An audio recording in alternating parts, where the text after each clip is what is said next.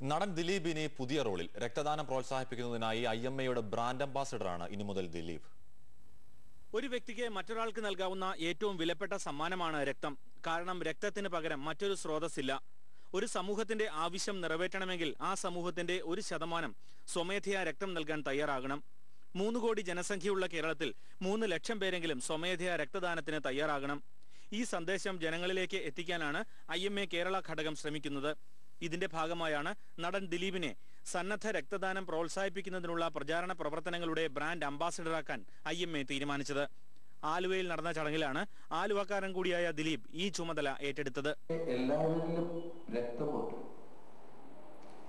അത് ചിലരുടെ വിചാരം കൊടുത്തു കഴിഞ്ഞാൽ കുറഞ്ഞു പോയി ഞാൻ എവിടെയെങ്കിലും വീണു പോവോ എന്നുള്ള ചിന്ത ചിലർക്ക്. കാരണം അതിനെ കുറിച്ചൊരു ജ്ഞാനമില്ലാത്തതുകൊണ്ടാണ് പണ്ട് ഞാനും ഇത് ചിന്തിച്ചിട്ടുള്ളത്.